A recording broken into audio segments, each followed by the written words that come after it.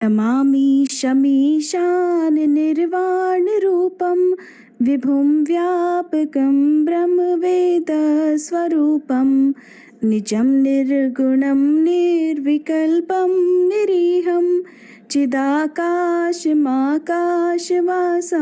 भजेहम्। जय भोलेनाथ। आप सभी को शिवरात्रि की ढेर सारी शुभकामनाएं। महादेव की कृपा सदा आप और आपके परिवारजनों पर बनी रहे।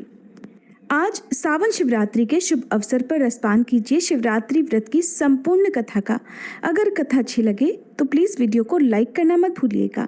साथ ही आप सभी से अनुरोध है कि आजकल हमारे चैनल पर सुनाए जा रहे सावन मास महात्म्य और शिव महापुराण कथा भी जरूर सुनिएगा। पुराणों में वर्णित शिवरात्रि की कथा के अनुसार पूर्व काल में चित्रभानु नामक एक शिकारी था। जानवरों की हत्या करके वह अपने परिवार को पालता था और वह एक साहूकार का कर्जदार था, लेकिन उसका ऋण समय पर नहीं चुका पाया। क्रोधित होकर साहूकार ने शिकारी को शिव मंदिर में बंदी बना लिया। संयोग से उस दिन शिवरात्रि भी थी। शिकारी ध्यान मग्न होकर शिव संबंधी धार्मिक बातें सुनता रहा। चतुर्दशी को उसने शिव मंदिर में ही शिवरात्रि व्रत की कथा भी सुनी। शाम होते ही साहूकार ने उसे अपने पास बुलाया और ऋण चुकाने के विषय में बात की। शिकारी ने अगले दिन सारा ऋण चुका देने का वचन दिया और तब साहूकार ने उसे बंधन से मुक्त कर दिया। अपनी रोज की दिनचर्या की तरह वह उस दिन भी जंगल में शिकार करने के लिए निकला, लेकिन दिन भर बंदी गृह में रहने के कारण भूख प्यास से व्याकुल था। शिकार खोजता हुआ वह बहुत दूर तक निकल गया। जंगल में चलते चलते जब अंधेरा हो गया तो उसने विचार किया कि रात तो अब मुझे जंगल में ही बितानी पड़ेगी, और ये सोचकर वह वन में ही एक तालाब के किनारे एक बेल के पेड़ पर चढ़कर रात बीतने का इंतजार करने लगा। उस बेल वृक्ष के नीचे ही शिवलिंग था, जो कि उस समय बेल पत्रों से ढका हुआ था। शिकारी को इस बात का पता नहीं चला। पड़ाव बनाते समय उसने जो टहनियां तोड़ी वे संयोग से शिवलिंग पर गिरती चली गईं।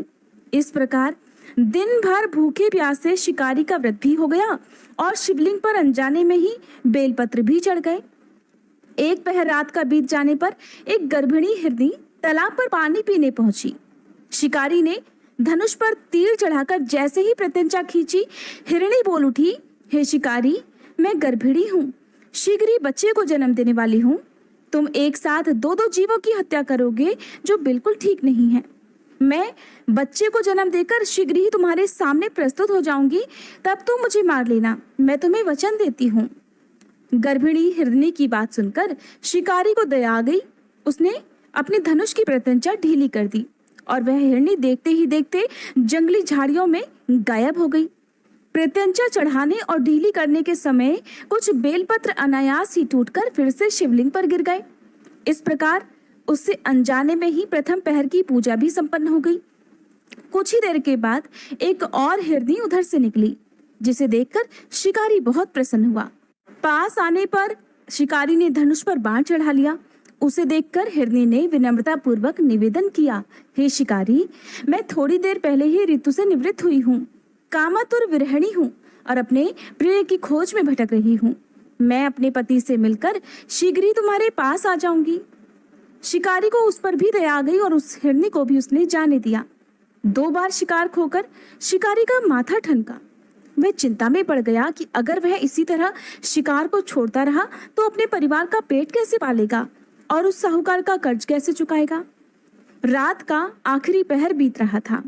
इस बार भी धनुष से लगकर कुछ बेलपत्र शिवलिंग पर जा गिरे और दूसरे पहर की पूजा भी संपन्न हो गई।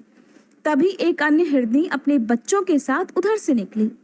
शिकारी के लिए तो ये स्वर्णिम अवसर था। देखते ही उसने धनुष पर तीर चढ़ाने में देर नहीं लगाई और वह तीर छोड़ने ही वाला था कि वह हिरनी बोल उठी, हे शिकारी, अभी मुझे मत मारो, मैं इन बच्चों को इनके पिता के हवाले करके जल्दी तुम्हारे पास वापस लौट कर आऊंगी। मैं तुम्हें वचन देती हूँ, तब तुम मुझे मार लेना। शिकारी हिरनी की बात पर हंसा और हंसकर बोला, सामने आए शिकार को छोड़ दूं? मैं ऐसा मूर्ख नहीं हूँ। इससे पहले भी मैं 2 बार अपना शिकार खो चुका हूँ। मेरे बच्चे भूख प्यास से व्याकुल हो रहे होंगे। शिकारी की बात सुनकर हिरनी ने फिर से कहा, हे शिकारी, जैसे तुम्हें इस समय अपने बच्चों की ममता सता रही है, ठीक वैसे ही मुझे भी अपने बच्चों के प्रति दया है। मेरे मन में भी अपने बच्चों के प्रति ममता है। हे शिकारी, मेरा विश्वास करो, मैं इन्हें इनके पिता के पास छोड़कर तुम्हारे पास तुरंत ही लौट आने की प्रतिज्ञा करती हूँ। इस प्रकार हिरनी का दीन स्वर सुनकर शिकारी को उस पर दया आ गई। उसने उस हिरनी को भी जाने दिया। शिकार के अभाव में और भूख प्यास से व्याकुल शिकारी अनजाने में ही बेल वृक्ष पर बैठा हुआ बेलपत्र तोड़ तोड़कर नीचे फेंकता जा रहा था, जहां पर शिवलिंग था। सुबह होने को हुई तो एक हष्ट पुष्ट मृग उसी रास्ते पर आया। शिकारी ने सोच लिया कि अब तो मैं इस हिरन को जरूर मारूंगा, इसे किसी कीमत पर भी नहीं छोड़ूंगा। शिकारी की तनी प्रत्यंचा को देखकर वह हिरन विनीत स्वर में कहने लगा, हे शिकारी, अगर तुमने मुझसे पहले आने वाली 3 हिरनियों और छोटे छोटे बच्चों को मार डाला है तो फिर मुझे भी मारने में बिल्कुल देर मत करो, ताकि मुझे उनके वियोग में एक क्षण भी दुख न सहना पड़े, क्योंकि मैं उन हिरनियों का पति हूँ। और अगर तुमने उन्हें जीवन दान दिया है तो मुझे भी कुछ समय का जीवन दान देने की कृपा करो। मैं उनसे मिलकर तुम्हारे समक्ष जल्दी ही उपस्थित हो जाऊंगा, मैं तुम्हें वचन देता हूँ। हिरन की बात सुनते ही शिकारी के सामने रात का पूरा घटना चक्र घूम गया। उसने सारी बात हिरन को सुना दी, जिसे सुनकर हिरन कहने लगा, हे शिकारी, मेरी तीनों पत्नियां जिस तरह से प्रतिज्ञाबद्ध होकर यहाँ से गई हैं, मेरी मृत्यु के बाद अपने धर्म का पालन नहीं कर पाएंगी। इसलिए जैसे तुमने उन्हें विश्वास पात्र मानकर छोड़ा है, वैसे ही मुझे भी जाने दो। मैं जल्दी ही उन सब के साथ तुम्हारे सामने शीघ्र ही उपस्थित हो जाऊंगा। शिकारी को उस हिरन पर भी दया आ गई। इस प्रकार शिकारी ने उसे भी जाने दिया। सुबह हो गई। उपवास, रात्रि जागरण और शिवलिंग पर बेलपत्र चढ़ाने से अनजाने में ही शिकारी के द्वारा शिवलिंग की और शिवरात्रि की पूजा भी पूर्ण हो गई। अनजाने में ही की हुई पूजा का उसे तुरंत ही परिणाम मिल गया। शिकारी का हिंसक हृदय निर्मल हो गया, उसमें भगवत भक्ति का वास हो गया।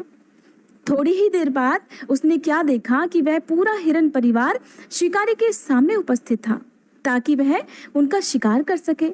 किंतु जंगली पशुओं की ऐसी सत्यता, ऐसी सात्विकता और सामूहिक प्रेम भावना देखकर शिकारी को बड़ी ग्लानि हुई। उसने उस पूरे ही हिरन परिवार को जीवन दान दे दिया। अनजाने में शिवरात्रि के व्रत का पालन करने पर भी शिकारी को मोक्ष की प्राप्ति हुई। जब मृत्यु काल में यमदूत उसके प्राणों को ले जाने आए तो शिवगणों ने उन्हें वापस भेज दिया और शिकारी को शिवलोक ले गए। शिव जी की कृपा से ही अपने इस जन्म में राजा चित्रभानु अपने पिछले जन्म को याद रख पाए और महाशिवरात्रि के महत्व को जानकर अगले जन्म में भी उसका पालन कर पाए। इस प्रकार शिवरात्रि के दिन जो भी भक्त सच्चे मन से इस कथा को पढ़ता है या दूसरों को सुनाता है, भगवान शिव सदा उन पर प्रसन्न रहते हैं, उनकी सभी इच्छाएं पूर्ण करते हैं। प्रेम से बोले शिव शंकर भगवान की जय, माता पार्वती की जय। ये